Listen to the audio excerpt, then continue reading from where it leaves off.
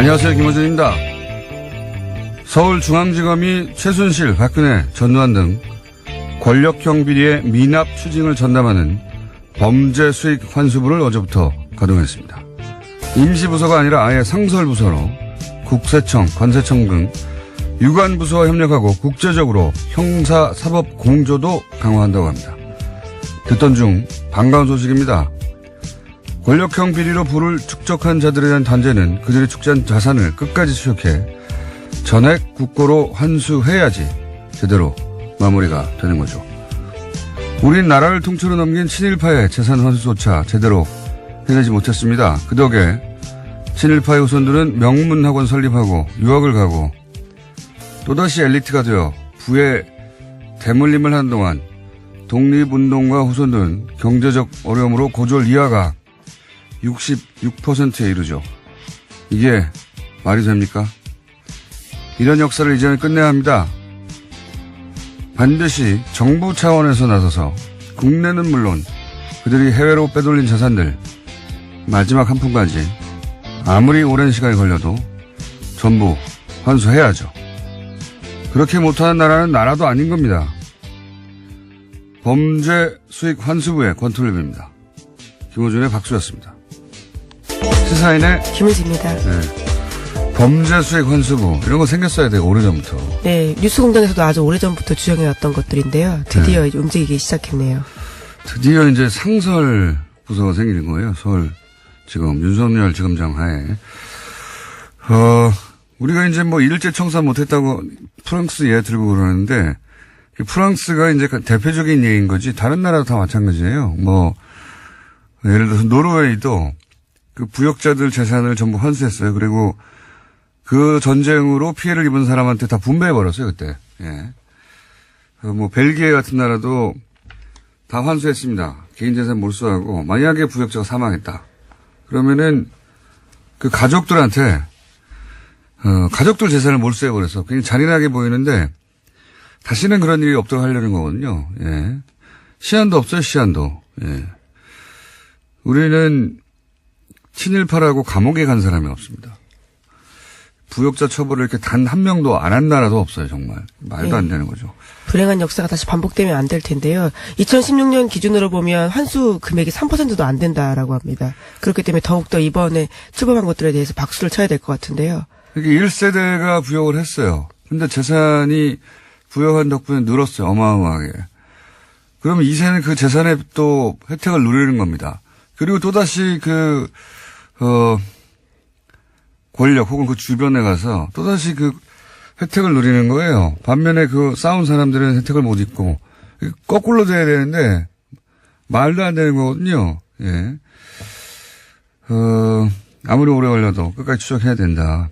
예. 꼭 환수해야 된다 생각이 들고 6개월 이 얘기를 보면 무슨 생각이 드냐면 6개월 전에 다스는 누구 겁니까? 이런 거 시작할 때 사실 그런 얘기 많이 있었습니다. 제 주변에서도.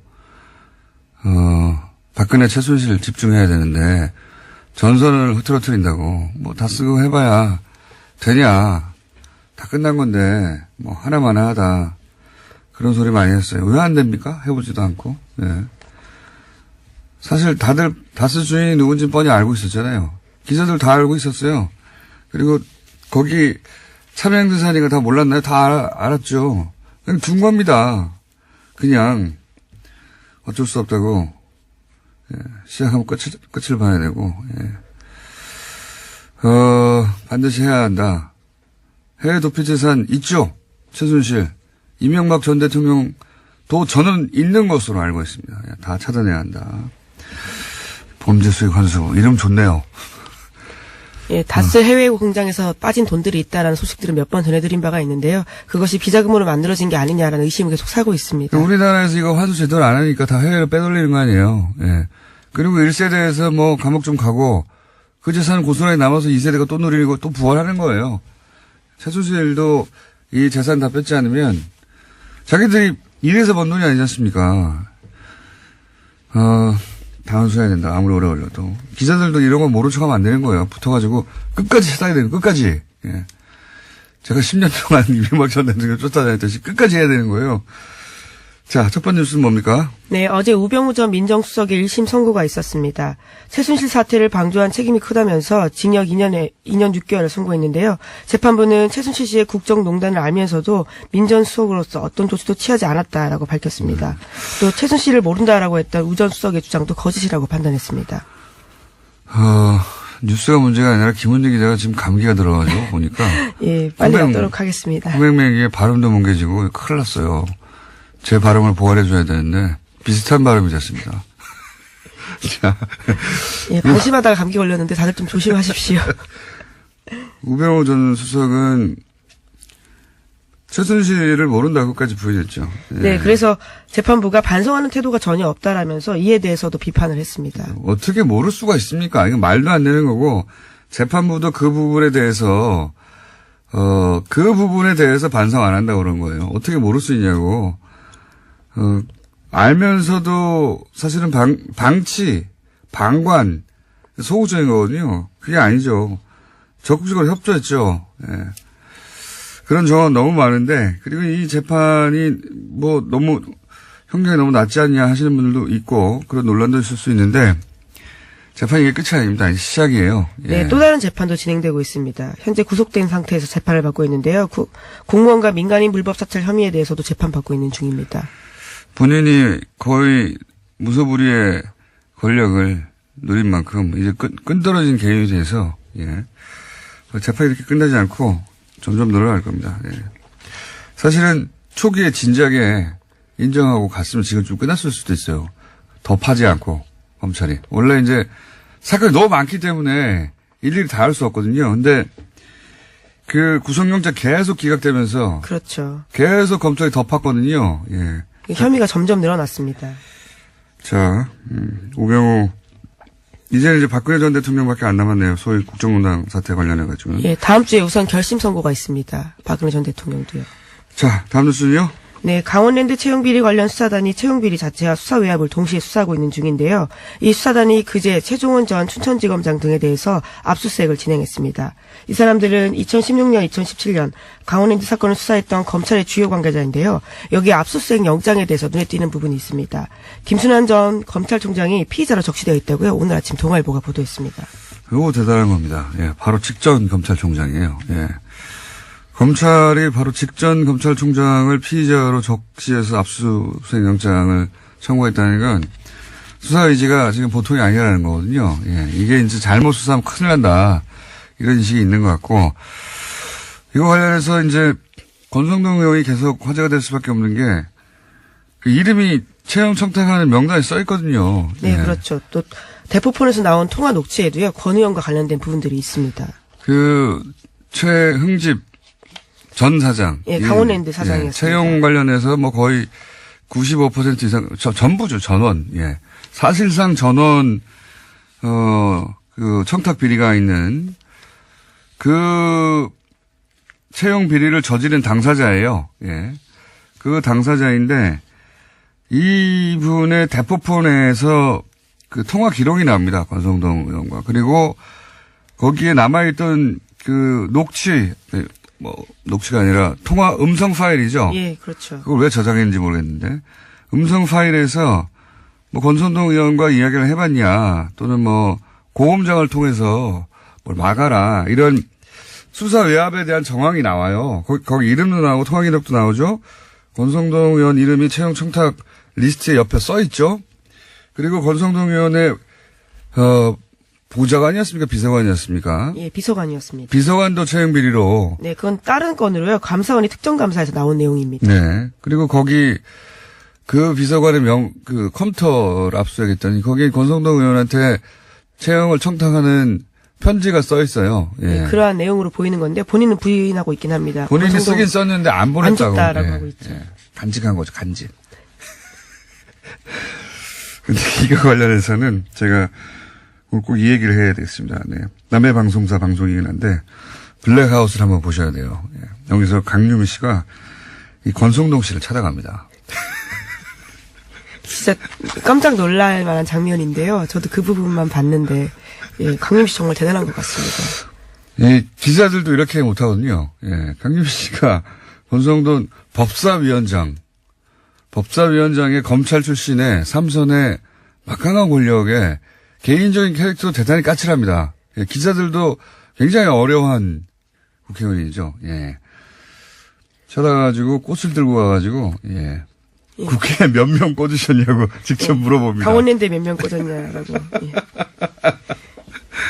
복장도 굉장히 남다르던데요. 예. 네. 상 받아야 한다. 전 기자상 받아야 된다고 봅니다. 기자들도 그렇게 못하거든요. 예. 예, 놀라운 장면이었습니다, 정말. 현직 기자로 그 장면 어떻게 보셨어요? 아, 강윤미 씨 정말 대단하다라는 생각밖에 안 들었는데요. 그 누가 시키신 건지 그 제작진도 정말 지독하다라는 생각을 했습니다. 물론 가라는 사람은 저지만 네, 그렇게 잘 해낼 줄 몰랐어요. 자, 못 보신 분들은 재방송 보세요. 재방송. 여기에 대해서 권성동 의원이 자꾸 이제 거론되니까 노회찬 의원에 대한 공격이 시작됐습니다. 네, 자유한국당이요. 노회찬 정의당 원내대표의 비서관 출신이 법무부에 공채 채용 둔 걸 두고 시비를 붙이고 있습니다. 그러자 노회찬 원내대표가 1%라도 개입한 사실이 있다면 의원직을 그만두겠다라고 맞받았는데요. 또한 강원랜드 부정 채용 청탁 의혹을 받고 있는 자유한국당 의원들에게도 같은 취지의 공개 약속을 하라고 역공에 나섰습니다. 이 강원랜드는 그 청탁 의혹 대상이 된 의원들이 있는데 전현직 7명이 다 자유한국당이거든요. 근데 이게 이제 불리한 상황이다 보니까, 역공을, 그리고 가장 이 문제 제기를 공개적으로 세게 하는 분 중에 하나가 노회찬 의원이에요. 같은 법사위에 또 있기도 하고요. 네, 법사위에 있다 보니까, 노회찬 의원에 대해서 이제 노회찬 의원의, 전직 보좌관이었습니까? 비서관이군요. 예, 비서관 중에 한 사람이, 사임을 한 이후에. 예, 법무부에 공개 채용이 됐다고 네, 공채로 들어간 건데요. 그러니까 이게 이제 법사위에 있는 국회의원의 비서관이 관두고 나서, 법무부에 갔으니까 법사위가 사실은 뭐라고 합니까? 법사위 피감기관이 되는 곳에 갔으니까 문제 제기를 한 겁니다. 이거 일종의 채용비리 아니냐라고 이제 잘못 건드렸죠. 예. 이건 제가 보기엔 노회찬 대표를 잘못 건드린 거라고 봅니다. 이런 사안은 전투력도 빵빵하고요. 이렇게 말했죠. 제가 보낸 사람이 아니라 저를 떠난 사람이라고 한마디로 네. 압축해가지고 노회찬 대표는 저희가 고정이긴 한데 사안이 긴급 발생하여 3부에서 인터뷰 잠깐 하려고 합니다. 네, 기다려주시고요. 다음 순 뭡니까? 네, 통일부가 어제 김영철 북한 노동당 중앙위원회 부위원장을 단장으로 하는 북한 고위급 대표단이 오는 25일부터 2박 3일 일정으로 온다고 밝혔습니다. 평창 동계올림픽 폐막 행사 참석을 위해서인데요. 김영철 부위원장은 대남 정책을 총괄하고 있는 당 통일전선 부장을 맡고 있습니다. 그렇군요. 요건 관련해서는 저희가 정세현 전 통일부 장관하고 또 잠시 후에 인터뷰를 할 예정인데 이 관련 보도 관해서 제가 꼭 짚고 싶은 부분은, 김영철 북한 노동당 중앙위원회 부위원장, 통일전선부장, 대남정책 총괄, 뭐 이런 역할인데, 여기서 보도를 할 때 연합, YTN, 특히 천안함 피격 사건을 주도한 것이라고 기정사실에서 보도하고 있어요. 자기들 어떻게 합니까? 자기들이 북한에 가서 들었대요? 이게 이제 프레임이거든요. 그러니까 이제 지금 김영철 통전부장이 오는 것이 이게 우리로 치면 국정원이 하는 역할이라고 해야 될까요? 예.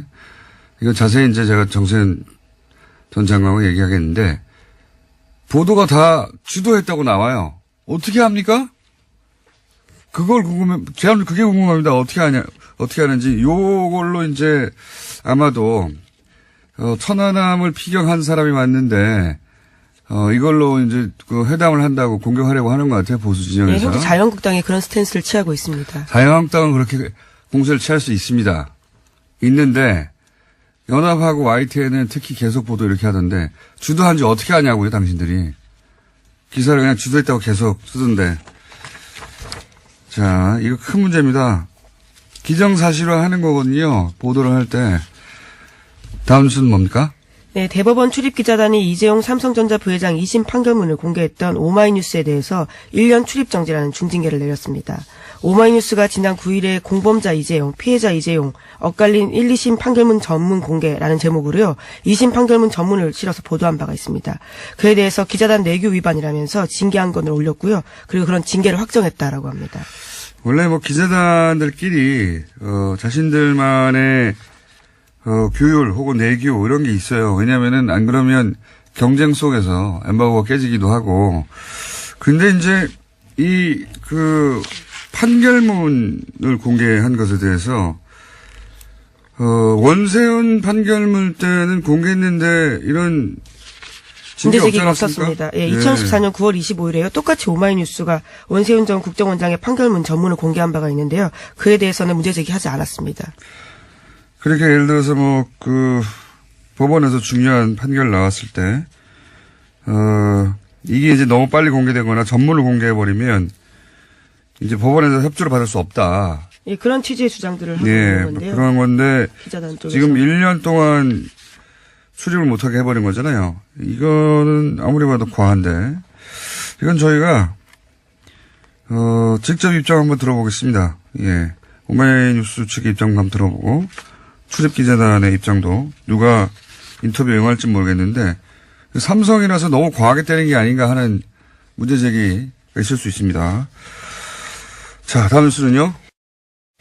네, 트럼프 관련된 소식도 전해드리겠는데요. 도널드 트럼프 미국 대통령이 지난 14일에 플로리다주에서 있었던 총격 사건에 대해서 놀라운 제안을 했습니다. 그에 대한 대책으로 교사의 무장을 제안한 건데요. 훈련받은 교사가 총을 휴대하는 방안을 검토하겠다라고 이야기했습니다. 예, 또 특수훈련을 받은 교사가 총기를 소지한다면 누구도 총을 가질 수 있지 않은 상황을 피할 수 있다라는 식의 주장도 했습니다. 그러니까 트럼프의 주장은 전 국민이 다 총을 가지면 네, 맞서 싸우라는 총기 거죠. 사고가 안 난다는 주장이 정신 상태를 점검해야 돼요. 진짜 이게 말이 됩니까? 이렇게 된다는 얘기는 보안관이 교사가 돼야 된다는 거예요. 전부 다. 예, 심지어 피해자 학생과 부모 앞에서 이런 식의 이야기를 했습니다. 야, 그러면서 총선 학생이 아픈 사람 정신건강이 예, 그렇게 문제라고 그러는데 시작을 했죠. 본인 정신건강을 점검해야지 어떻게 학생들 문제 제기한 거 이거거든요. 어떻게 고등학생이 기관총을 살 수 있냐. 네. 반자동 소총을 살 수 있냐. 말이 반자동 소총이지 자동으로 쏘는 거거든요. 네, 그 전쟁 무기라는 전쟁 무기요, 전쟁 무기. 주장을 하고 있습니다. 예. 전쟁 무기죠. 제가 말씀드렸잖아요. 슈퍼에 가면 살 수 있다고. 신분증을 확실하면. 그러면은 그렇게 팔 수 없게 만들어야 된다. 이게 정상적인 반응이잖아요. 그게 아니고 선생님들이 이제 총을 들고 다니면 된다. 이게 어떻게 이게 말이나 되는 소리입니까? 예, 심지어 그 자리에 있었던 학생들이 호주 예를 들면서요. 호주 같은 경우에는 판매 금지에서 굉장히 의미가 있게 됐다. 총격 사건 제로였다라고 이야기했는데요. 제안을 다르게 한 겁니다. 호주에서도 한 20여 년 전에 이런 이제 학생들이 이제 이 반자동 소총 들고 와가지고 비싼 사건이 있었어요. 즉각 금지했죠. 그래서 총기 판매를. 그래서 없어져 버렸어요. 네, 학교 그렇습니다. 내에서 이런 총기 사고가. 근데 미국은 학교 내 총기 사고가 이게 한 번이 아니거든요. 근데 그 대통령 거기다 대고 이제 교사가 총을 소지하면 된다고. 네, 그래서 지금 미국의 10대들은요. 미 넥스트 운동을 벌이고 있습니다. 해시태그를 해서 야. 다음은 내가 될 수도 있다라는 이야기를 하고 있는 정말 거죠. 제정신이 이건 제정신이 아니라고 해줘야 돼요. 그냥. 어떻게 이럴 수가 있습니까? 대통령이 할 수 있는 말이 아니죠. 그래서 선생님들이 총을 빨리 사서 그 학생을 제압했으면은 금방 끝났을 텐데 이렇게 말했다는 거 아닙니까? 이게 제정신입니까? 이거 제정신이 아니에요. 그냥 누구도 생각해낼 수 없는 논리예요. 근데 대통령이 피해 학생 앞에서 이렇게 그렇죠. 얘기한다는 게 그것도 불러가지고 정말. 위례와 제안을 하는 자리에서 네. 나름의 제안을 한다고 이런 이야기를 한 겁니다. 야, 백악관에서 불러가지고 피해자 학생들하고 학부모도 불렀죠, 어째. 예. 정말 말도 안 되는 사람입니다. 말도 안 되는 사람. 자, 여기까지 하겠습니다. 시사인의 김은지였습니다. 감사합니다. 최근 바른미래당, 평화민주당 관련 보도가 많죠. 네. 그런데 바른미래당 소속으로 평화민주당 당직을 맡을 수 있다 해서 민주평화당이군요. 죄송합니다. 두 번이나 제가 잘못 말했습니다. 민주평화당에 당직을 맡을 수 있다고 해서 예, 화제의 인물이 다시 되신 분입니다. 바른미래당 이상돈 의원 전화 연결되어 있습니다. 안녕하십니까? 네, 안녕하세요. 네. 전례가 없는, 들어본 적이 없는 일인데, 지금 바른미래당 소속이신데, 민주평화당의 당 정책연구원장직을 제안 받으셨죠? 네, 아직은 확정된 건 아닌데요. 네. 그러면 좋겠다는 그 당내 여론이 있습니다. 그래서 제가 당에서 특히 의원들끼리 총의를 모아서 그러면 내가 좀 거부하기는 어렵지 않느냐, 이 정도 답변을 했습니다. 네. 왜 웃어요? 아니, 정말 공식적인 제안이 있고 하면 맡으실 생각이 있습니까? 글쎄요. 그걸 제가 못한다고 하기가 좀 어렵지 않습니까? 못한다고? 왜냐하면, 민주평화당 발기인데, 그러니까 처음부터 저하고 저뿐 아니라 박주현 의원, 장종석 의원 깊숙이 개입을 했지 않습니까? 네, 그런 상황이 되어 있습니다. 네. 회장님은 자기 의도와는 좀 달리 가는 경우도 많이 있죠. 네. 네. 아니, 정신적으로 연대하고, 이제, 같이 활동하고 하고는 다르게, 이게 공식 당직을 맡는 것은, 이건 전례가 없는 일인데, 이게 법적으로는 전혀 하자가 없습니까? 그렇게 해도? 네, 이것을 당원 단계는 그런 규정을 만들었고, 또 이제 선거관리위원회, 선관위에서, 전혀 문제가 없다는 유권 해석을, 공식적으로 통보해왔다 그럽니다. 네. 그러니까 실정법은 어긋나는 게 없고 그러니까 이제 결심만 하시면 되는 거네요. 네, 그렇죠. 그러니까 제일 좋은 거는 제발 좀 출당을 시키라 하는 거죠. 처음부터 의원 개개인의 의사를 존중해서 해결했으면 이런 문제가 안 생기죠. 그리고 이게 민주평화당한테는 큰 문제가 없는 것이고 전혀 문제가 없죠. 바른미래당이 우습게 되는 거 아닙니까? 당 자체가 희화화돼 가고 있죠. 이게 이제 당연히 바른미래당에서는 해당형이라고 할 것이고 비판이 있을 텐데. 그러니까 해당형이니까 누가 해당형이 아니라 그럽니까? 해당형이니까 제명하지 하면 되지 않습니까? 어차피 나는 당원권 정지가 돼 있으니까, 제명을 하라. 근데 제명도 못 하면서, 이렇게 군소리가 많은지, 그냥 그게 더 답답하죠. 네. 네. 준법 투쟁을 하시는 거군요, 지금. 어쨌든. 준법이고 할 것도 없고, 제가 준법하는 것도 아니죠. 그쪽에서 볼 때는 완전히 해당형인데, 너희들 마음대로 하라. 제발 좀, 당도 우습게 돼가는 거죠. 거기서 한다는 말이, 기껏 한다는 말이, 비례대표 의원이 당의 자산이라고 그러는데, 이건 그러니까 제가 어저께 다른 방송에서, 비례대표 의원을 갖다가, 정당 보조금 받는, 시험돈 지급기를 보는 게 아니냐. 그거 할 말이 없지 않습니까? 제가 어떻게 그 당의 자산이 됩니까? 도움됩니까? 그 당에? 아니잖아요. 알겠습니다. 혹시 더 나가서, 지방선거 때 민주평화당 유세하시는 거 아닙니까? 혹시라도? 그럴 가능성도 배제할 수는 없죠. 그리고 그런 현재 선거법에 의해서는 그 후보가 같이 있으면은 연단에서 누구든 지원 요사를 할 수 있습니다. 그런데 이제 당정을 다른 데 갖고 있는 사람이 경쟁당, 상대방당 후보를 지원 요새하면 그건 해당 행위가 되는 것이죠. 사실 2010년 4월 13일 그 총선 때 민주당 소속의 경남도의원 전현숙 씨가 당시 국민의당 후보를 지원했어요. 그래서 완전 해당 행위죠. 그럼에도 이제 비례대표 의원입니다. 탈당 못하죠. 그래서 완전히 마음이 떴기 때문에 그래서 안철수 당시 대표가 그 전현숙 씨가 이제 안철수 지지하는 사람이기 때문에 좀 민주당에 제명을 해달라고 좀 저한테 좀 부탁을 했어요. 아, 그때 부탁을 받은 저한테 했어요. 저한테. 왜냐 그러면 그 당시 안철수 대표가 사람 만나는 게 굉장히 어색하지 않습니까? 그래서 뭐 김정인 대표, 김정인 비대위원장 만나면 한 테이블에서 행사를 1시간 가도 전혀 눈도 안 마치고 뭐 그럴 때였거든요. 그러니까 거북하니까. 그래서 제가 김정인 대표 와서 이러이러하니까 좀 부탁한다 그러고 또 민주당 도당위원장 김경수 의원한테 내가 전화 걸어서 좀 이러니까 좀 제명해 주십시오 그랬더니 김경수 의원이 그 본인의 의사가 중요하다고 흔쾌히 제명을 해줬죠. 이런 게 정치죠. 네. 그때 네, 중간에, 그렇습니다. 네. 네. 중간에 바로 고관을 했던 당사자이기 때문에 더욱 자세히 사정을 알고 있습니다. 접니다. 제가 했어요. 네.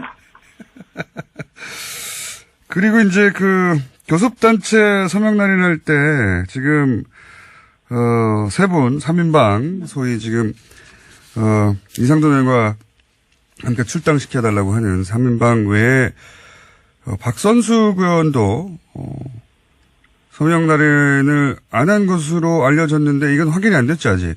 네, 확인은 안 됐지만 그런 거는 믿고 있습니다. 왜냐하면 박선숙 의원이 이미 정무위 간사직을 내놨고 이미 뭐 그런 것을 여러 군데 얘기를 했기 때문에 박선숙 의원은 안 한 것으로 좀 알고 있습니다. 이것도 최이배 의원은 뭐 일단 서명을 한 것 같은데 거기서도 뭐 현재 출당을 원하고 있는 것으로서 좀 이해하고 있습니다. 도저히 그 바른정당 특히 뭐 한국당과의 뭐 어떤 연루설이 많이 있지 않습니까? 안철수 남경필 만남 같은 거 거기에 대해서 뭐 최이배 의원도 그 자기 양심상으로 같이 할 수가 없죠. 네. 그렇게 되어 있습니다. 박선숙 의원은 사실은 안철수 대표가 정치를 시작할 시점부터 거의 같이 했는데 관계가 최근에는 틀어졌나 보죠? 네, 그렇죠. 안철수 대표가 처음부터 같이 한 사람은 이태규 의원이고. 네네. 근데 이제, 저도 이제 2016년 선거 때 네. 선대위원 했기 때문에 잘 알죠. 이제 그 과정에서도 이제 이태규 의원이 박선수 의원한테 좀 밀렸다고 그럴까. 그래서 제가 그때 총선도 박선수 의원이 주도 좀 실무적인 거. 전략적인. 안철수 전 대표 사람이 맞는데요. 제가 알기로는. 네, 그렇죠. 그 대선도 뭐 이렇게 깊숙이 뭐 지원을 했다고 알고 있습니다만은 박선수 의원은 원래 정치 생활을 김대중 전 대통령 비서로 시작했지 않습니까? 뿌리가 DJ 정치죠. 그러니까 저런 상황에서는 같이 갈 수가 없는 사람입니다. 네. 이미 호남과 안철수의 고리는 파괴돼 버렸기 때문에 박선수 의원은 연어처럼 고향으로 가야죠. 네. 그리고 이현주 의원은 요새 왜 이 전면에 안 나서나요? 조용하죠. 예. 사실 이 통합 논의를 씨앗을 심은 사람은 이현주 의원입니다. 예. 이현주 의원하고 하태경 의원이 통합 포럼에서 몇 번 하고 해다가 이제 오늘 아침에 배란간 안철수 대표와 유승민 대표가 만나서 시작이 됐는데, 근데 이제 이현주 의원은 이거 할 때 뭐 저한테도 뭐 얘기하고 몇 사람한테 얘기하고 어차피 통합하게 되면 안철수 대표는 이제 그만둔다. 대표직 그만두고 지방선거 나가면 뭐 될 가능성이 있느냐. 그러면 이제 사실상 없는 거다. 그러니까 그렇게 생각을 했는데 뭐 그런 말이 이제 안철수 대표 쪽에 뭐 들어갔을 수도 있죠. 그게 뭐 비밀이 어디 있습니까? 그러니까 이제 좀 그래서 제가 그때 이현주 의원한테 너무 쉽게 생각한다. 첫 번째 통합이 어렵다. 왜냐하면 호남을 너무 쉽게 본다. 제가 아주 분명하게 얘기를 했어요. 그리고 또 하나는 안철수 대표를 너무 쉽게 본다. 왜냐하면 안철수 대표 뿐만 아니라 그 주변의 원내위원장들 세력도 지지하는 대표당원들이 많지 않습니까? 사실 이번에 통합할 때 말하자면 국민의당에서 대표당원 중에서 호남 지지 대표당원들은 이미 다 떴고 약 4,000명 정도의 고수당원을 갖고 가지 않습니까? 네? 그럼 유승민 쪽에서는 그 정도 당원이 없다고 봐야죠. 나 그래서 안철수 대표를 너무 쉽게 본다. 내가 그런 말을 한 적이 있습니다. 네. 그러면 이현주 의원은 안철수 전 대표의 눈밖에 난 겁니까? 글쎄요, 눈밖에 난 게 뭐지? 제가 알 수가 없지 않습니까? 눈속에 들어가 보질 않아서. 그런데, 외관으로 볼 때, 통합의 주역이 뭐 최고위원도 안 됐으니까, 그럼 뭐가 있다고 봐야죠. 하나만 더 질문 드릴게요. 예. 지금 유승민 대표와 안철수 전 대표는 잘 지내고 있나요? 보도가 글쎄요. 되는 네, 거. 글쎄요. 그러니까 뭐 일단은 그게 이제 당 대표가 박주선 의원 부의장하고 공동 대표니까 예. 뭐 나이나 뭐로 현재 부의장이니까 항상 언론에서는 박주선, 유승민 나오지 않습니까? 예. 이런 구도는 유승민 대표한테 완전히 안 좋죠. 제가 그래서 유승민 대표한테 이해웅 의원 통해서 여러 가지 상황 볼 때 난 이게 유 대표한테 좋은 게 아니다. 내가 그래서 경고를 한 적이 있습니다. 그리고 제가 말씀드린 게 마찬가지로 안철수 대표를 너무 쉽게 보는 것도 아니고, 그런데 거기다가 이제 박주선 부의장까지 공동대표가 되어 있으니까, 그래서 당이 저는 그렇게 잘 되지 않는다. 그리고 공동대표한 정당에 잘 간 적이 없고, 너무 이질적인 사람들이 모여 있고, 그래서 저는 유승민 대표를 좀 아끼고 좋아하는 사람으로서 굉장히 잘못된 선택을 했다. 이렇게 생각하고 있습니다. 네, 오늘 말씀 여기까지 듣고요. 예. 일단 그러니까 그 당직을 맡긴 맡으실 것 같으네요. 네. 당직을 맡고 나시. 제 뜻보다는 사람은 많은 경우에 뭐 자기 의사보다 좀 이렇게 자기가 뭐 흔쾌하게 동의하지는 않아도 해야 될 경우 있지 않습니까? 그렇게 생각하고 있습니다. 네. 네. 그때 정책연구위원장이 실제 되시면 다시 한번 연결하겠습니다. 오늘 말씀 감사합니다. 네네. 지금까지 민주평화당의 정책연구위원장이 될지도 모르는 바른미래당의 이상돈 의원이었습니다. 올림픽 폐막식에 김영철 노동당 중앙위원회 부위원장을 단장으로 하는 대표단을 보내기로 했는데 야당에서는 또 크게 반발하고 있습니다. 네. 문제 한번 짚어보겠습니다. 정세현 전 통일부 장관. 안녕하십니까? 예, 안녕하세요. 네. 목소리가 벌써 까칠하신데 목소리가 그냥. 아직 지금. 아직 목이 트이질 않아서 그래요. 아, 그렇습니까? 네. 예.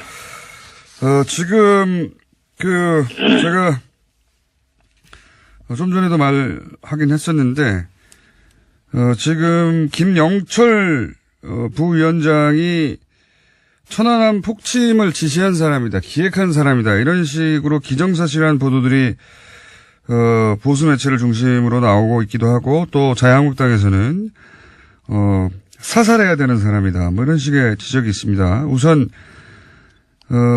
천안함 폭침의 배후다, 이게 밝혀진 적이 있습니까? 당시 정부 발표죠. 그러니까 민관 합동조사단이었지만 뭐 정부 발표인데 정부 발표에도 그 김영철을 천안함 폭침의 배우라든가 주역으로 공식적으로 발표한 적이 없어요. 우리도 발표한 적이 없고. 예. 얼마나 치밀하게 조사를 했습니까? 예. 그리고 물론 이제 정찰 총국이 그동안에 역사적으로 볼 때 대남 그런 공작, 예. 군사 공작까지 포함해서 그런 걸 많이 허든되기 때문에 혐의는 뭐 둘 수 있지만은 확증이 없기 때문에 당시에 발표를 못했는데 이걸 뭐 어떻게 추정을 해가지고 뭐 사살을 해야 된다 뭐 등등 이런 식으로 얘기하는데 이런 그 자유한국당이나 야당 쪽에서는 공부를 안 하는 것 같아요. 역사 공부를 안 해. 실제로 이미 지난 2014년 10월 15일 예. 그때가 박근혜 정부 시절입니다. 예. 그때 판문점에서 남북 군사회담을 했어요. 예. 그때 김영철이 북측 수석 대표로 나왔는데 그때는 해도 되고 지금은 안 된다는 법이 어디 있어요? 박근혜 정부 시절에 이미 남북 군사회담 때 대표단 왔군요. 예. 그러니까 그때는 판문점에서. 예, 대표로 왔는데. 수석 대표로 나왔었죠. 예. 아, 그렇군요. 그게 앞뒤가 안 맞는 거군요. 예. 박근혜 정부 시절에. 내로남불이에요. 자기네들 혐의는 괜찮고, 참. 그렇군요. 자, 그 문제는 이제 앞으로 계속 나올 테니까 또, 계속 다루겠고. 근데 이제 북한 입장에서 김영철을 보내는 이유는 뭡니까? 이 통전부장이 직접 온다는 건 상당히 큰 의미가 있습니다. 예. 2012년이죠.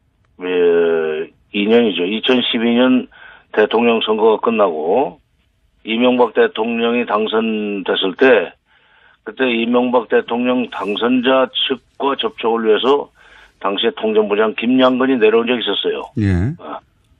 그때 12월 말이었던 걸로 기억을 하는데 아니면 2013년 1월이었든지 하여튼 워커힐에서 환영 만찬할 때 저도 이제 갔었습니다만은 이번에 그때는 새 정부와 남북 관계를 확실하게 좀 잘 풀어나가자. 그러니까 정상회담 이후에 2007년 10월 정상회담 이후에 남북 관계를 안정적으로 발전시켜 나가기 위해서 대통령 당선자 측을 만나러 왔었고 이번에 지금 몇 년 만입니까? 한 5년 만인가요?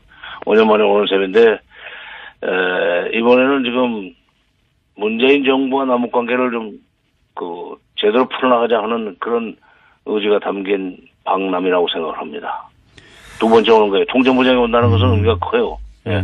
그냥 회담의 배후 조정자 내지는 최종 정책 결정권자라고 볼 수 있는 사람이 직접 왔다는 것은 이런 의미가 상당하고 앞으로 남북 관계를 잘해보자 하는 그런 뜻이라고 나는 봅니다. 중간에 사람 끼지 않고 직접 책임자 내려와서 진도를 좀 빨리 내보고 중요한 결정을 누구 거치지 않고 직접 얘기를 전하자 뭐 이런 거 아니겠습니까? 결국은 이 정도 내려온다는 건.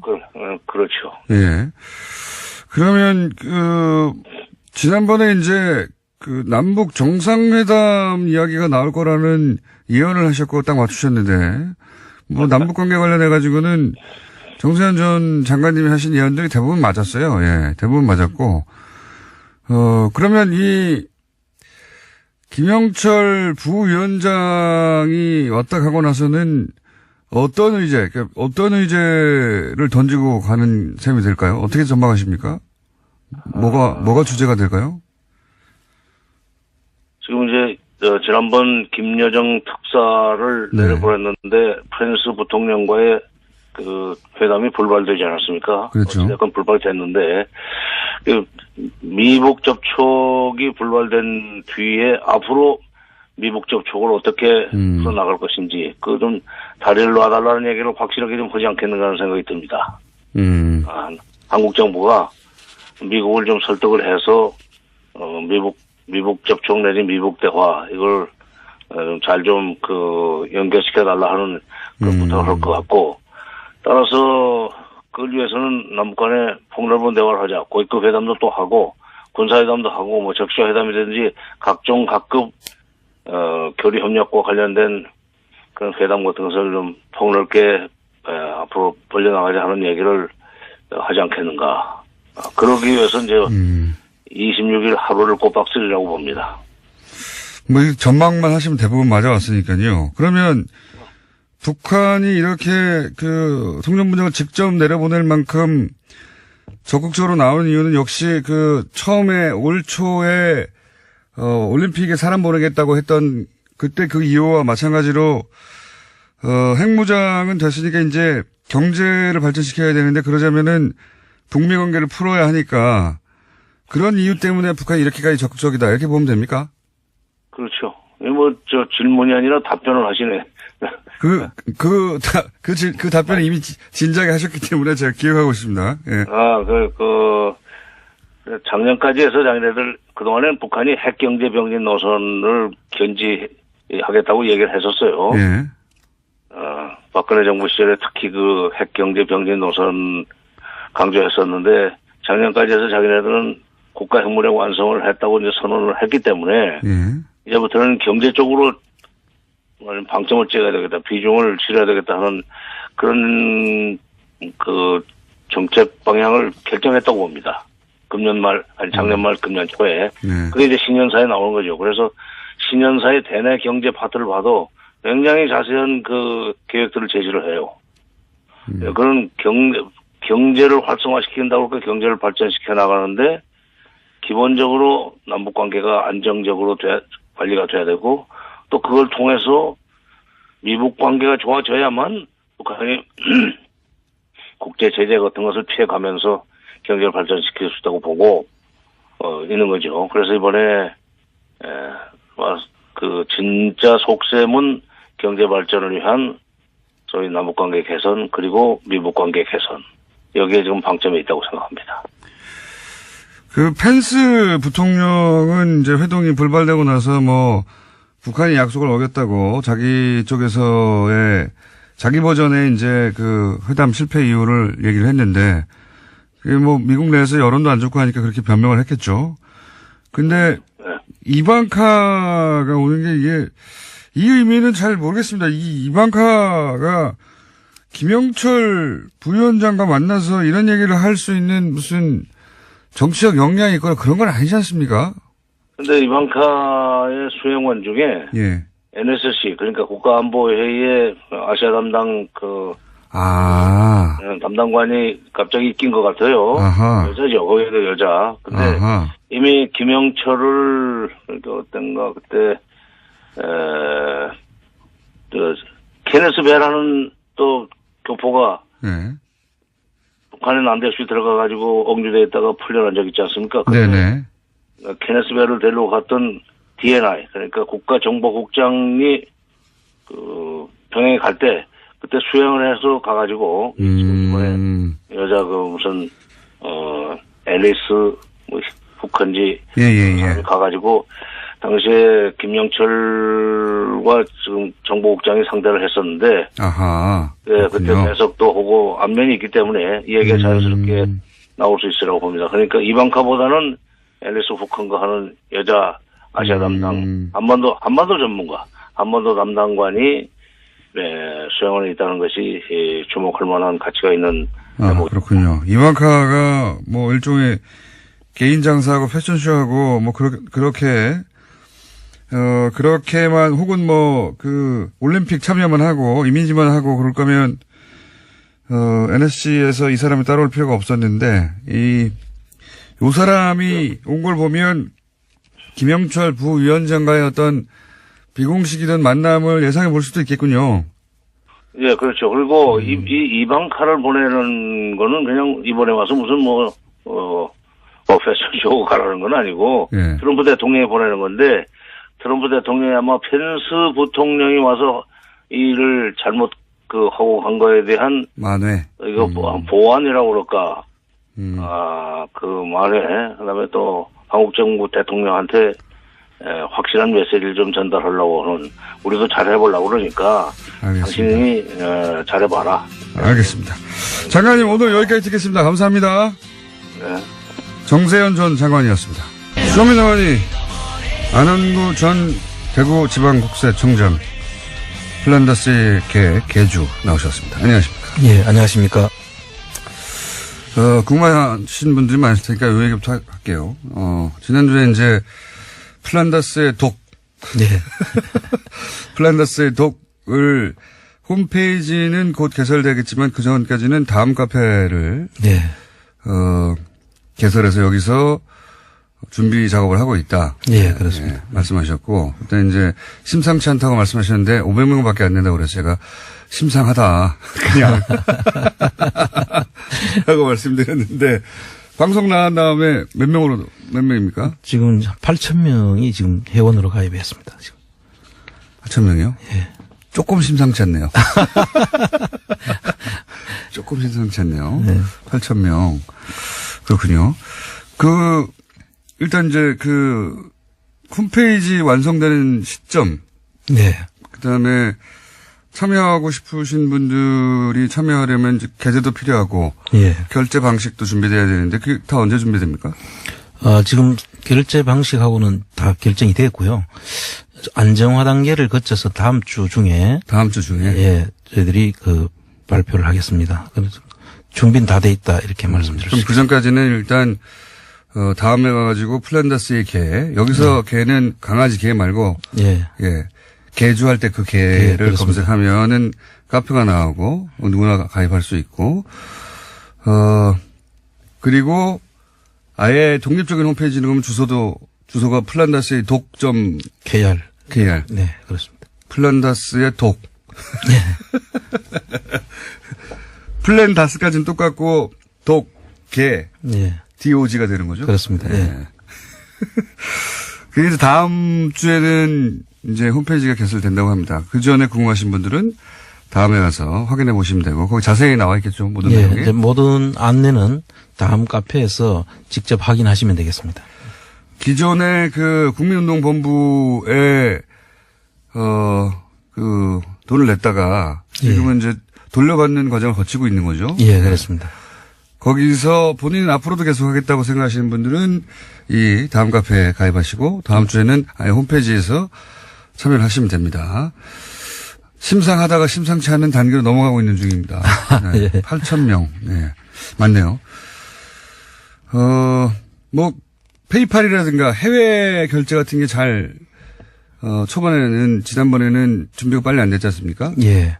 그래서 지난번에는 그 부분에 대해서 상당히 죄송하게 생각을 했고요. 요번에는 페이팔도 전부 다 열 생각입니다. 그리고 후원 계좌도 원하는 분이 많아서 네. 페이팔도 될 수 있도록 하고 특별 회비도 네. 그 플란다스를 진행하는 그 특별 회비도 같이 페이팔을 열어서 진행할 수 있도록 그렇게 하겠습니다. 근데 제가 지금 기억하기에는 2월 중순쯤에 예.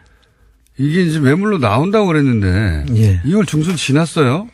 어떻게 돼가고 있는 거예요, 거기? 지금 아마 그 기재부에서 예.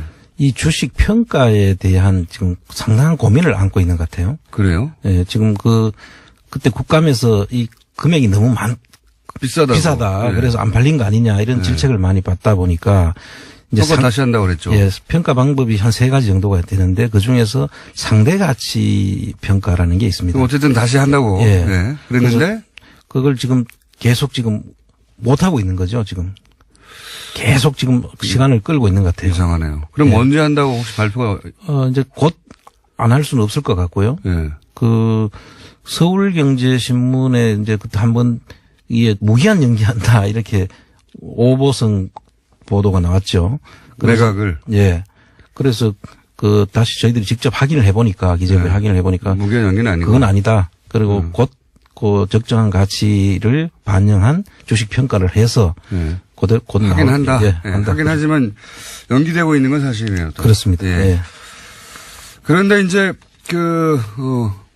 지금은 이제 각자의 길로 가기로 한 국민운동본부에서는 다스는 임명박 거라고 끝났다고 하시는 분들도 있고, 예. 예. 뭐 거기에 동의하시는 분도 있을 텐데 플란다스의 개에서는 이게 끝나지 않았다. 절대 끝나지 않았죠. 지금부터 시작입니다, 사실. 지금부터 시작이라고 하신 이유는 뭡니까? 지금 이 재산 환수를 하지 않으면 네.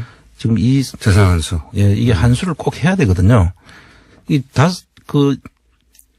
이명박 대통령이 예를 들어서 형사처벌을 받는다 하더라도 예. 그 재산을 우리가 찾아서 환수하지 않으면 무슨 의미가 없잖아요, 사실.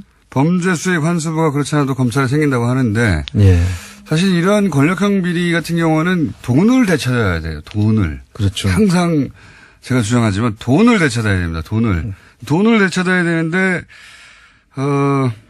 지금까지는 이제 그 법정에서 뭐 징역형 정도 받으면 대충 끝나는 것으로 인식하고 넘어가고 국민들 잊어버리고 했는데 특히 이명박 전 대통령과 관련된 사건은 돈을 되찾아야 되거든요. 돈을. 예. 이걸 돈을 되찾지 않으면은 언젠가는 다시 세력화해서 맞습니다. 다시 부활하기 때문에 이 돈을 반드시 되찾는 일은 저희들이 이제부터 시작이죠, 사실. 그 범죄 수익 환수부도 검찰 내에 생기지만 상설 부서라서 그것도 또 박수 치는 일이지만 또 그렇다고 인력이 아주 빵빵한 건 아니거든요, 여기가. 예. 이 플란다스의 개에서 이제 안홍구 청장님 쭉 해왔던 그런 범죄 수익을 추적하는 역할도 하는 거죠. 그렇습니다. 추적을 하고 이제 저희들이 그 공권력을 가지고 있지 않기 때문에 네. 지금 범죄 한수에 대한 그 특별한 그 기구가 생겼다면 네. 거기에 협력해야 되겠네요. 예, 저희들의 그 가지고 있던 지금까지 모으고 수집했던 정보들을 그쪽에다 줘서 네. 직접 그분들이 찾을 수 있도록 저희들하고 긴밀한 협력이 필요하다. 그렇게 생각합니다. 그렇군요. 범죄 수익 환수부하고 콜라보를 할 플란테스의 기회다. 그렇게 생각하시면 될 것 같아요. 이게 끈질기게 해야 되는 거군요. 이런 그렇습니다. 거는. 예. 다스는 누구 겁니까를 끈질기게 하는 것처럼 이런 건 정말 끈질기게 해야 돼. 붙어가지고. 예. 하나하나 찾아내서 다른 사람 다 잊어버려도 끝까지 찾아야 되거든요. 예, 예. 특히 그 이명박 대통령 그 전 대통령 같은 경우에는 아주 꼼꼼하게 치밀하게 그리고 또 사실 밝혀져도 다 오리발을 내밀거든요. 그렇죠. 그래서 그거를 치밀하게 저희들이 찾고 그 정보들을 정밀하게 타격을 해야만 예. 할까 말까 하는 인정은 안 할 거예요. 끝까지. 그럴 수도 있죠. 끝까지 인정은 안 할겠지만 이게 이제 시민단체나 이런 어떤 이런 모임만의 힘만으로는 안 될 텐데 마침 범죄 수익 환수부가 생겼기 때문에 여기서 정보를 모으고 여기랑 공유하고 여기서 적극적으로 공권력을 가지고 수사해 나가고 이런 콜라보를 하면 결과를 낼 수 있죠, 이제는. 그렇습니다. 예. 시기가 좋습니다, 아주. 플란다스의 개. 자, 끝까지 찾겠다, 플란다스의 개는, 여기에 공감하시는 분들은, 예, 다음에서 검색해서 약간 심상치 않게 돌아가고 있는 이 카페에 들어가셔서 어떻게 진행되고 있는지 확인해 보시면 되고, 청장님이 오늘 좀 거론해 주실 내용이 있어요. GM 관련해가지고, 그죠? 예. GM 관련해서 GM 먹튀 논란이 있는데 여기 말씀하실 내용이 있다고요? 예. 지금 GM 사태를 보면서 예. 지금 우리가 거의 수세에 몰려가지고 얘들이 나간다고 하니까 그렇죠. 그냥 우리는 그럼 안 나가게 어떻게 해야 되느냐. 어떻게든 돈을 줘서라도. 예, 이렇게 처음에는 그랬던 것 같은데 지금은 아닌 것 같습니다. 예, 그래서 지금 이제 사실 이 시점에 예. 노조의 주장을 저희들이 들어보면 예. 그 한국 GM이 부담하지 않아야 될 돈. 그렇죠. 그 돈들 노조가 다 지금 한국 GM이 부담을 해서 그러니까요. 한국 GM의 이익을 미국 본사 이익으로 다 현금을 돌려놨거든요. 뽑아먹고 있죠. 와, 뽑아갔거든요. 예. 그러니까 빚이 있었는데 그 빚의 그 이자율이 낮았는데 예. 복잡하지 않은 단순화시켜 얘기하자면 빚의 이자율이 낮았는데 훨씬 고리로 본사가 빌려준 다음에 그런 다음에 이자를 챙겨가고 있는 중이에요. 예, 이자로 현금을 뽑아가고 있죠. 그것뿐만 아니라 스위스에 있는 자기들 본사에서 철수시킨 그 비용을 예. 한국 GM이 대줬다는 거죠. 그러니까요. 개발비도 한국 GM에 예. 현금 뽑아먹게 하고 있어요. 개발비에 대한 그 로얄티 문제가 생기는데 그 로얄티도 한국에서 세금을 내야 될 사항들이거든요. 네. 근데 그 비용을 그 한국에 부담시키고 로얄티는 미국에 냈다는 거 아닙니까? 그게 지금 청장님 말씀은 국세청도 나서줘야 된다 이런 얘기인가요? 그렇습니다. 국세청이 이 시점에 국세청이 나서서 네. 이 부분에 대한 세무조사를 해야 됩니다. 그 무슨 제목으로 해야 됩니까? 그 세무조사는 기업 이익을 네. 줄인 거죠. 그래서 미국의 국세청에다가 세금을 내게 될 수밖에 없도록 만든 거죠. 아하. 그래서 한국의 국세청에 대한 비용을 가대기 예상을 해가지고 아하. 이익을 줄이고 아하. 미국 국세청은 오히려 없어야 될 이익이 그 미국 국세청이 만들어서 미국 국세청에다 세금을 낸 그런 지금 상황이거든요. 아하. 그렇군요. 그래서 이거를 국세청이 나서서 세무조사를 하고 예. 그 세무조사를 토대로 해서 해야 될 일이 상호 합의 개시 절차를 신청을 해야 됩니다. 그 뭡니까? 어려운 그거는 말이네요. 미국 국세청하고 한국 국세청 간에 예. 한국 국세청에서 내야 될 세금을 당신들이 받아갔으니 이거를 돌려내라 하는 협의 절차를 거쳐야 됩니다. 지금 딱 그 해당이 되는 거거든요. 아, 그 상황에 해당됩니까? 지금 예. 이게? 오, 새로운 해법인데요? 예, 그래서 상호 개시 합의 절차를 거쳐서 우리 국세청이 나서서 세무조사를 하고 그걸 토대로 해서 미국 국세청하고 협의를 통해 가지고 그걸 우리의 쪽에다 이익을 가져가는 절차를 밟아야 되고 그다음에 산업은행은 또 어떻게 해야 되냐면 산업은행은 그 소수주주지 않습니까? 17%에. 예. 그 산업은행이 현 경영진을 대해서 가지고 업무상 배임 혐의로 아하. 고발을 해야 됩니다. 평균님은 세게 나가자고 말씀하시는 거네, 한마디로. 당연하죠. 왜냐하면은 한국 GM의 법인으로 볼 때는 예. 그렇죠. 한국 GM의 이익을 빼돌려가지고 다른 데로 준 거 아닙니까? 맞습니다. 예. 업무상 배임이죠. 한국 GM은 지지 않아도 될 빚을 5천억이나 징계된 거죠. 그렇죠. 5천억이 아니죠. 5천억은 현금으로 뽑아간 것이고. 지금 안 해야 될 돈이 한 1조 5천억 정도 되더라고요. 그러니까요. 부실을 만들어낸 거죠. 거꾸로. 그렇죠. 그 업무상 배임이죠. 경영진에 대한 고소 고발이 필요하다 저는 보고요. 그리고 세금 말씀하시는 거는 본질적으로 조세 회피 아닙니까? 그렇습니다. 한국에서 내야 될 세금을 안 내고 미국으로 가져갔으니까요. 그래서 미국 본사가 부담해야 될 비용을 전부 한국 GM에다 갖다 넣었거든요. 비용을. 맞습니다. 사실은 이게 좀 복잡한 얘기여서 좀 단순화시키면은 이해가실지 모르겠는데 미국 GM이 인수할 때 졌던 부담이 있을 거 아닙니까? 경제적 부담. 그렇습니다. 그거를 결과적으로는 한국 GM으로 다 떠넘겼어요, 지금. 그렇습니다. 네, 결과적으로는. 이 얘기가 길어질 것 같아서 이제 설명을 안 하는데 결과적으로는 한 푼도 안 들이고 회사를 먹은 거 똑같은 구조로 만들어 버렸어요. 그렇습니다. 예, 빚을 다 떠넘겨 버렸기 때문에 아주 악질적이죠. 그렇습니다. 우리 한국 입장에서 보자면, 예. 자기들은 머리를 잘 썼다고 할 텐데, 이어간 그래서 현금 안 내고 그동안 돈을 벌어가고, 그 다음에 회사에 쌓여있던 이익을 현금을 다 뽑아가는 것. 예. 그런 방식으로 지금 먹튀를 하려고 다 준비를 해놓고 한국의 정부에다도 손을 내밀기 시작한 그렇죠. 거죠. 이와 비슷한 사태가 전에 그 론스타 사태라고 네. 기억하실 겁니다. 그 론스타에서도 국세청이 나섰거든요. 그 당시에. 네. 그걸 들고 이익을 전부 다 가지고 간 한국에 대한 세금을 안 내고. 네. 그래서 그때 국세청이 나서서 론스타를 한번 조사를 한 적이 있고요. 네. 성공하지 못했지 않습니까? 제대로 근데. 일부는 했죠. 일부는 했습니다. 예, 일부는 했습니다. 그런데 그 부분에 대해서 요번 GM도 반드시 국세청이 나서서 네. 먼저 그 부분을 바로잡아야 될 필요가 있다. 내야 될 세금을 제대로 다 안 냈다라고. 예. 사실 채권단은 주주의 권리에 묶여 있지만 국세청은 아니잖아요. 그렇습니다. 예. 국세청은 주주의 권리 이런 거 따질 필요가 없어요. 그냥 한국 정부의 기준으로, 한국 조세 당국의 기준으로 당신들 세금 덜 냈네? 조사 좀 해봐야 되겠네? 이러면 되는 거 아닙니까? 예. 지금 그 시점이 딱 되는 거죠, 지금. 국세청 움직여줘야 되겠네요. 네. 새로운 해법입니다. 그래서 조여야 돼요. 예. 빡빡 조여야 돼요.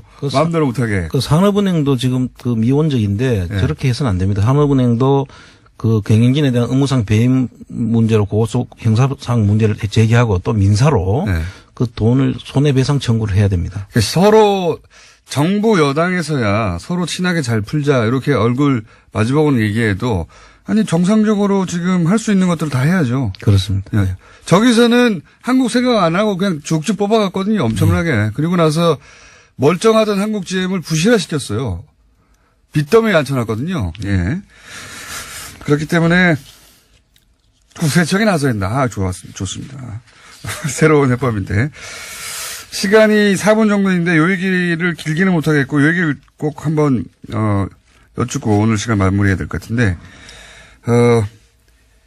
지금 이재용 부회장이 이제 풀려나면서 2심 재판부가 승계 작업이 없다, 현안이 없다고 해버렸어요. 네. 그리고 또 그런데 이명박 정부 시절에 이제 삼성이 다스 재판비를 대납한 거는 확인이 됐습니다. 이제. 예. 그건 뭐 기정사실이 돼버렸고.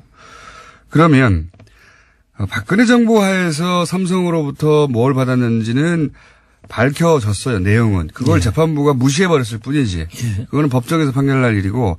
근데 이명박 정부 시절에 삼성과 주고받은 것은 다스 대납비 하나만 나왔어요. 네. 이것만 있을 리가 있는가? 그렇습니다. 다른 것도 분명히 있을 텐데 그 다른 게 뭐냐 할 때 가장 먼저 얘기되는 것 중에 하나가 당시 삼성 특검대 4조 원 가량의 차명 계좌죠. 예. 차명이 나왔고 4조 원이니까 그때 과징을 때리면 2조는 나와야 되는 거 아닙니까? 그렇습니다. 2조 나와야 되고 또 그때 삼성 주식, SDI 주식, 삼성전자 주식 있었거든요. 삼성생명 주식까지. 이 전부 다 비상장 주식에 대해서도 있었고 상장 주식도 있었는데 이 부분에 대해서 정려 의제로 해서 그때 가세를 했어야 되는 거거든요. 네. 하여튼 최소 2조, 많으면 뭐 한 3조까지도 엄청난 세금이 그때 과징금과 세금이 나와야 되는데 그거 하나도 안 냈거든요. 그때 일부 뭐 양도소득세 일부, 예. 뭐 비상장주기 양도. 과징금을 안 냈다는 게 크죠. 그 내용을 사실 이야기하려면 아주 길기 때문에 네, 짧게 이건 얘기해 별도로 한번 이야기를 해야 됩니다. 이건. 어쨌든 엄청난 특혜 아닙니까? 이거? 엄청난 특혜를 받았죠. 조단위의 특혜를 받은 거예요. 그리고 그 당시 그것뿐만 아니라 그걸로 이어지는 삼성생명 그 상장이 있었거든요. 네. 삼성생명 상장 이 사건이 삼성 승계구도와 아주 직결되는 문제입니다. 그걸 시작하기 시간이 짧고요. 예. 그때 과징금을 안 낸 것만 하더라도 청량리 보시기에 어느 정도의 특혜입니까? 이게 있을 수 있는 일입니까? 다른 기업이라면? 그 불가능한 이야기죠. 그죠. 예. 불가능한 이야기. 삼성이니까 된 그때 거죠. 사실 국세청, 검찰, 법원까지 네. 모두가 나서서 한 덩어리가 돼서 다 도와준 거죠. 한 덩어리가 되면서. 아니, 그런 얘기 했었어요. 불러보고 통신에서. 예. 시스템 전체가 나서서 도와준다고. 그렇습니다. 이건 누가 혼자 해줄 수가 없는 거고 시스템 전체가 나선 겁니다. 이건 삼성공화국이 아니고서는 있을 수 없는 일들이 벌어진 겁니다. 그때 대통령이 이명박 전 대통령이거든요. 그렇습니다. 그럼 시스템 전체가 일사불란하게 나서서 도와주라고 명령할 수 있는 자리에 있는 사람이 딱 한 사람뿐이죠. 대통령이란 말이죠. 요 얘기도 앞으로 저희가 이 시간에 그거밖에 없겠는가, 얘기를 할 테고. 자, 시간이 다 됐기 때문에 다시 한번 알려드리고 끝냅니다. 플란다스의 개는 원래 하고자 했던 바를 계속 한다고 합니다. 예. 한다고 하니까, 관심 있는 분들은 다음에 가셔서, 플란다스의 독을 영어로 검색하셔도 되고, 아니면, 플란다스의 개주할 때 그 개주를 검색하셔도 되고. 결국은 지금 플랜 삼성도 해야 되고요. 플랜 삼성.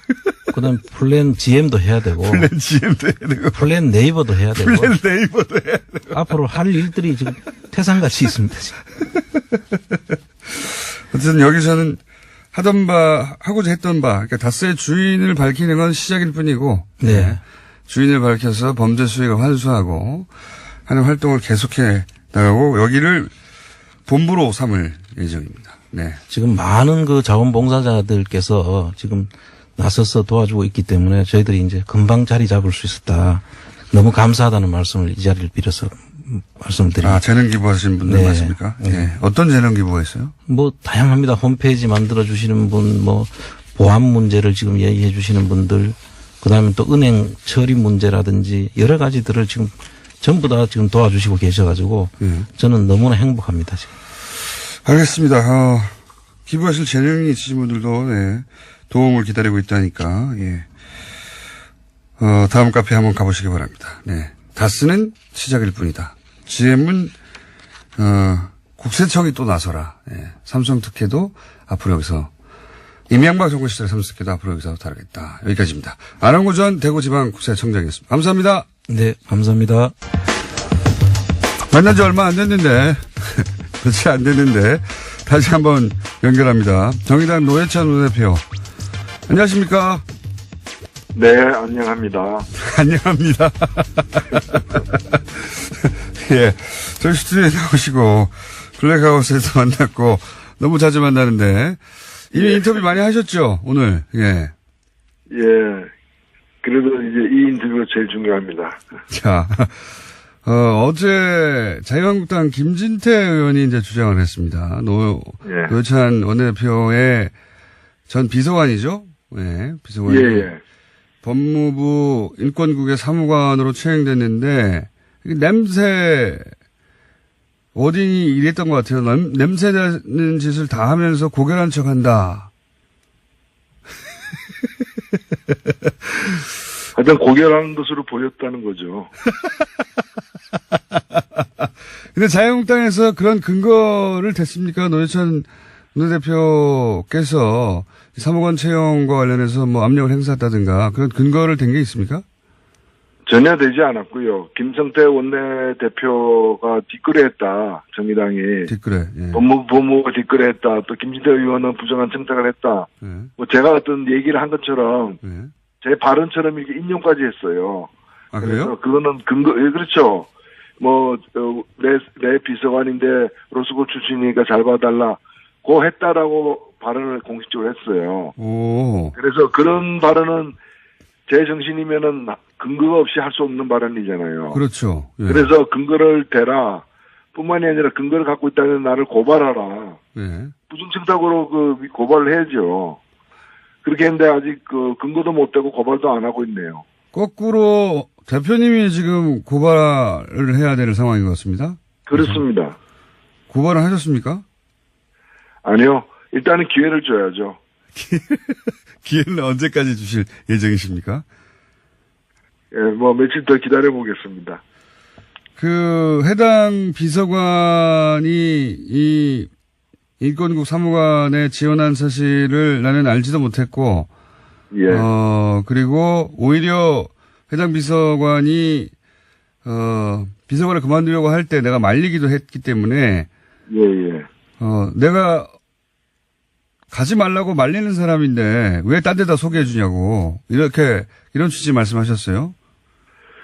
그 말린 것 때문에, 예. 그럼 아는 거 아니냐 또 이렇게 얘기를 어제 했더라고요. 그런데 그 비서관이 그만둔 거는 12월 초입니다. 예. 그런데 그만두겠다고 한 거는 9월 달이에요. 예.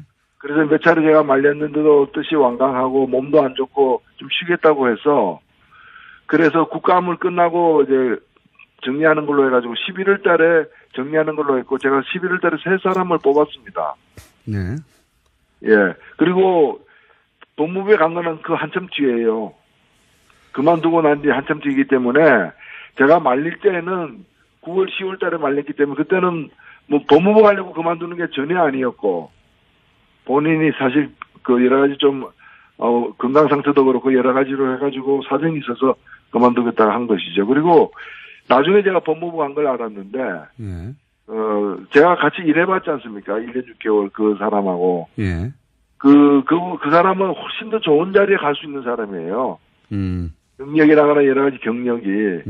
그리고 저한테 온 것도 마찬가지고 법무부 인권 거기로 간 것도 여러 가지 연봉이라거나 이런 걸 많이 자기가 손해를 감수하고 자기가 더 받을 수 있는 사람인데 그 인권 문제 전문가로서 인권법 전문가로서 일하기 위해서 저희 비서관도 그렇게 택했던 것이고요. 그 법무부 5급도 사실 본인에게는 더 좋은 기회가 있을 수 있는데 그 길을 택했던 거예요. 자, 전후 사정은 이제 들었고, 이렇게 이제 한국당이, 냄새나는 짓이라고 뭔가 비리가 있는 것처럼 얘기했고, 대표님은 이제 전혀 사실무근이라고 한 상황에서, 이게 뭐 검찰 수사 혹은 여러 가지 방식의 조사가 이루어질 수 있는데, 지금 한국당은 감사원 감사를 청구했다고 하는데 이게 의미가 뭡니까? 왜 감사원으로 가죠? 검찰 수사를 바라는 가고? 그러니까 검찰 만약에 저를 갖다 고발하게 되면은 예. 근거 없이 고발한 게 드러나게 되면은 무고죄로 형사 책임을 져야 되잖아요. 그러니까 형사 책임은 지기 싫다. 예. 내 말이 꼭 사실은 아니지만 감사는 해달라. 그러니까 이거야말로 직권남용이죠. 그리고 결국에 이 소동을 벌리는 이유는 자기들이 더 큰 죄를 지금 범하고 있기 때문에 네. 강원랜드 사건에 자유한국당 의원이 현역 의원 5명 이름에 올라가 있고 전직 의원이 2명 이름에 올라가 있어요. 그리고 맞아요. 한 명은 지금 이미 검찰의 피의자 신분으로 조사를 받고 있어요. 현역 의원이.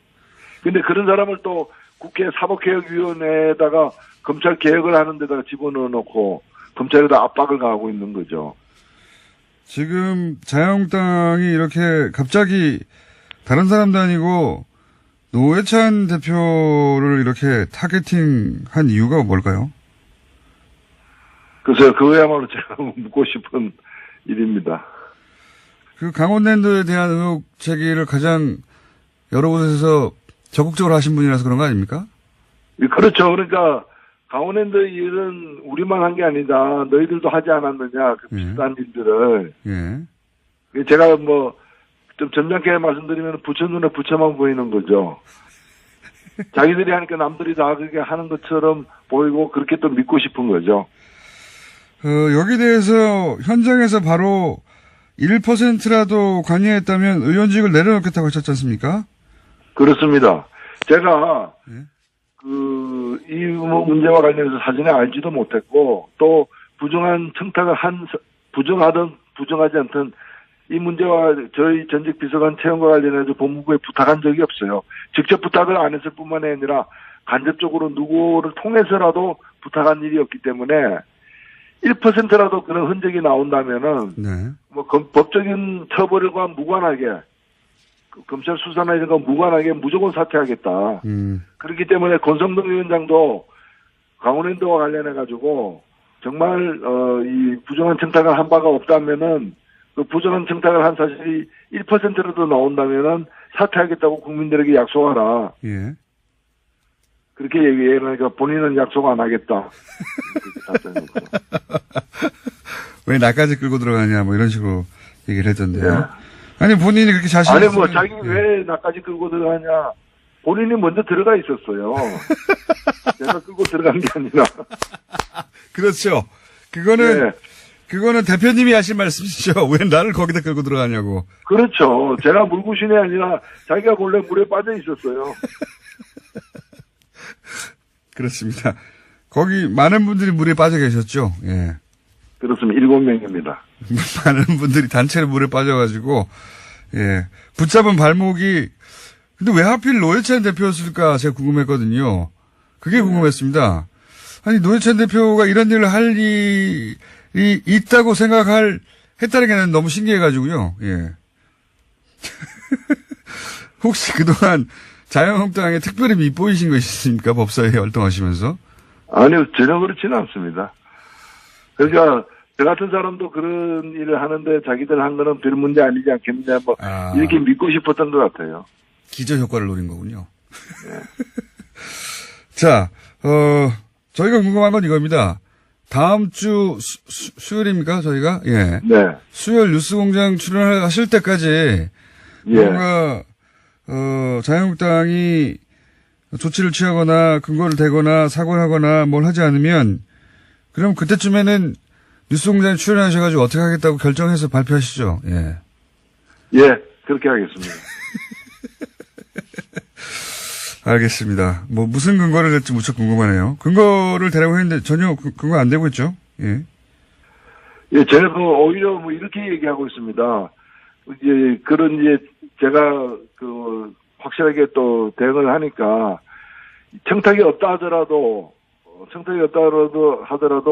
전직 비서관이 그게 간 거는 피감기관 간 건 문제가 있는 거 아니냐. 예.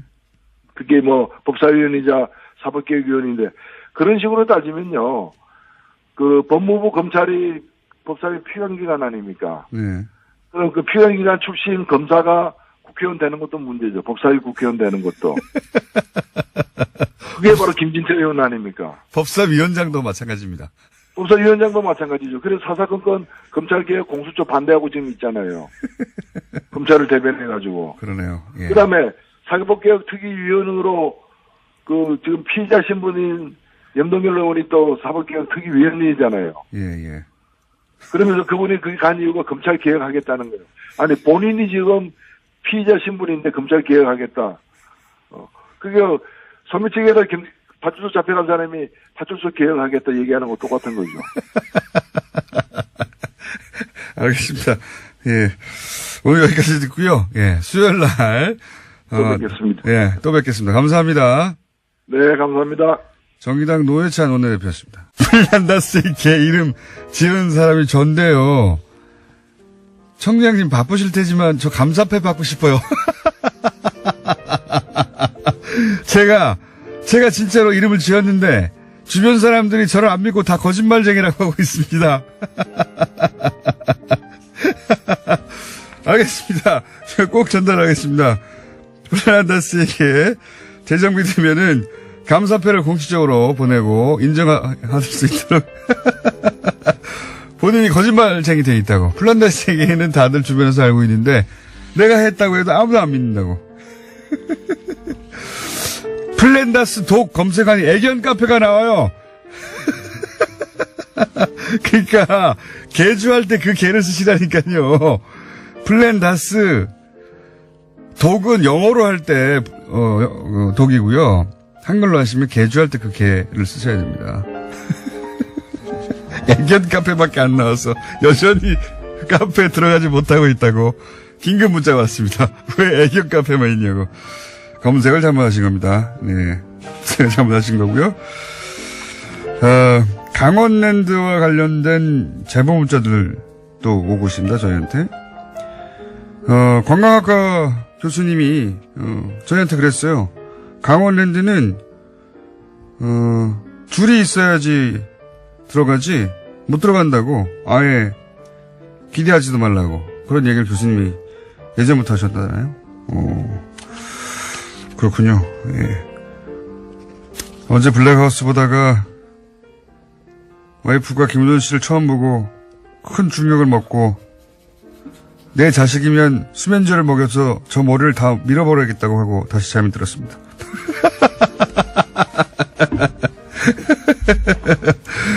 그래요. 그러시든가요. 예. 자식은 그렇게 하십시오. 자, 오늘 여기까지 하겠습니다. 조준 선생 나오셨습니다. 안녕하십니까? 안녕하세요. 반갑습니다. 조준 황교의, 예. 지난주 정말 재밌었습니다.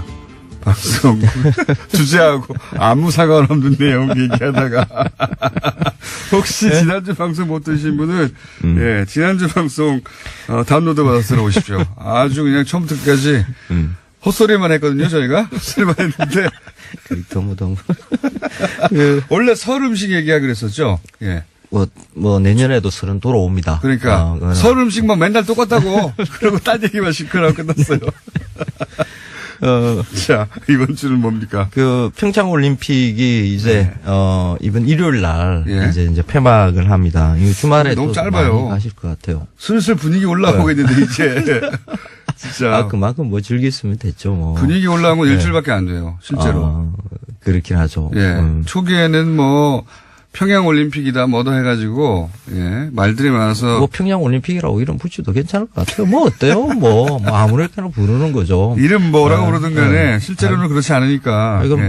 흥행에는 사실 단일팀이 구성됐다는 게 그게 가장 결정적인 역할을 한 거죠. 뭐 관심도 없다가 북한에서 응원단 오고 단일팀 만들어지고 하는 게 그게 사실 평창 올림픽을 살린 거죠. 그래서 뭐 평양 올림픽이라고 부르고 싶다는 분들은 그냥 그렇게 불러라라고. 그렇게 부르고 싶은 분들은 다 저쪽에서 올림픽이 잘 안 되길 바라시는 분들이었고요. 그게 이제 결과적으로는 초반에는 시끄러웠는데 도움이 됐다고 주목도를 끄는 데는 오히려 도움이 되는 분도 있고요. 예.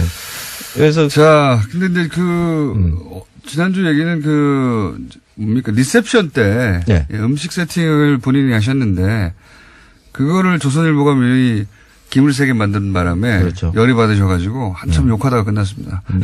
조선일보 종사자 여러분들한테 왜 조선일보 종사자라고 하냐면 거기서 음식 평론가라고 하지 않고 방송인이라고 본인을 불렀다고 조선일보가 나는 지금 십몇 년째 20년째 음식 평론가 하고 있는데 그러니까 서로 예의를 지켜가면서 네. 문제를 지적을 해야 되는 게 그게 건전한 비판 이런 것은 사실 있어야 되는 거죠. 그런데 예의를 지키지 않는 사람들한테 제가 굳이 예의를 이렇게 보일 필요는 없겠죠. 그래서 저는 이제부터 계속해서 조선일보 종사자라고 이제 부르기로 했습니다. 예, 요 관련된 내용인데 이렇게 들으면 별로 재미없는데 지난주는 아주 그냥 빵빵 기절하는 줄 알았습니다. 둘이서. 자. 그래서 오늘은 내나 또 뭐 평창 올림픽과 관련해서 그쪽에 내나 많이들 가실 것 같고 그래서 해설해 주셔야죠. 내나 경상도 사투리인데.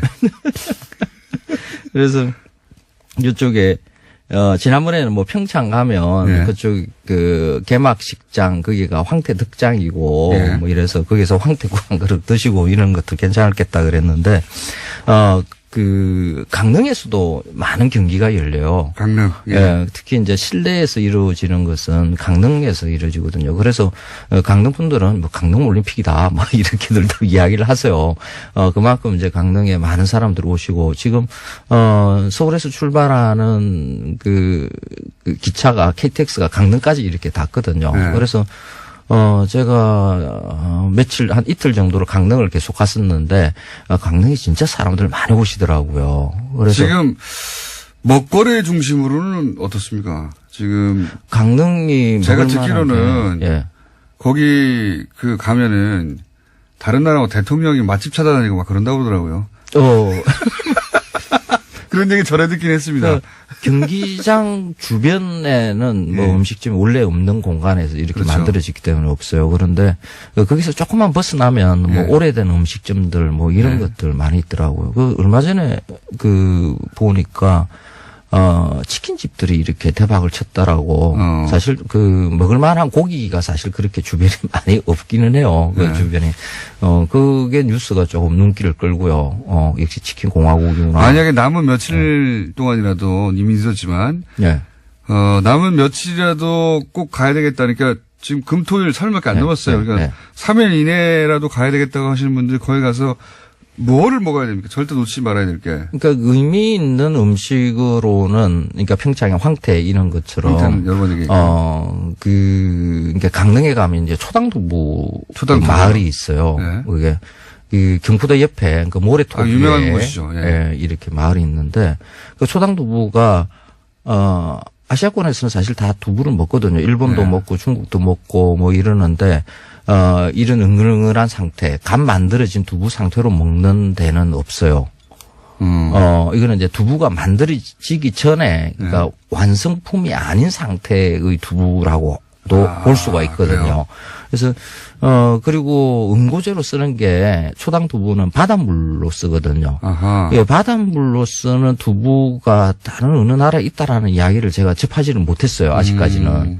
그래서 아니, 선생님의 조사에 안 걸렸으면 없는 겁니다. 없을 수 있어요. 이게 강릉 초당 두부가 유일할 수 있어요. 근데 저도 일본에서 두부 맛있다는 집들 이렇게 웬만한 데 다 다녀봤거든요. 근데 이 초당 두부만큼 맛있는 게 없어요. 초당 두부를 먹어야죠. 정말 맛있는 두부거든요. 그래서 순두부인 거죠, 순두부. 그죠? 순두부죠. 네. 그래서 그 바닷내가 이렇게 살짝 붙어 있는 게 아주 기묘한 매력을 만들어내는 게 아닌가 싶어요. 그 맛은 거기 가서만 볼 수 있습니다. 그렇죠. 이렇게 두부 좋아하는 일본인들도 아마 그 두부 먹으면 아마 깜짝 놀랄 정도의 맛이라고 저는 봅니다. 근데 이 초당 두부와 관련해서 붙어 있는 게 흑균 선생의 아버지인 허엽 선생이 조선 시대에 그 두부를 만들어서 이렇게 팔고 한 것이 그게 시초다. 그런 이야기가 그 초당동에 가면 이렇게 떠돌아요. 이제 그 지역의 강릉 지자체에서 만든 스토리인데 허엽 선생의 호가 초당이거든요. 그래서 실제로 그 허엽 선생이 초당에서 살았다 어떻다 하는 이야기도 전해 내려와요. 그래서 허엽 선생이 살았으니까 초당이라는 이름이 붙었는지 아니면 그 마을이 원래 초당이니까 허엽 선생이 살면서 그 마을 이름을 자기 호로 가져갔는지에 대해서는 잘 몰라요. 그런데 초당 허엽 선생이 그 두부를 만들었을 것이다라는 그런 이야기는 전혀 제가 보기에는 근거가 없어요. 그래요? 왜 그렇습니까? 조선의 사대부가 두부 만들고 이러기는 힘들거든. 허엽 선생이 그때 몰래. 그때 당시에는 굉장히 잘 나가는 문벌에 한 들어와 있는 분이었거든요. 그렇게 잘 나가던 사대부가 그게 두부 만들고 그걸 취미생활 팔고 취미생활. 아니요. 그 사대부가 하지 말아야 될 일 중에 하나가 이런 잡일들. 장사들. 그러니까 산업공상이라고 그러잖아요. 그러니까 상행위를 가장 저급한 거로 여기고. 그러니까 장사는 안 했지만 본인이 가지고 있던 어떤 뭐랄까, 뿌리칠 수 없는 요리에 대한 욕망을.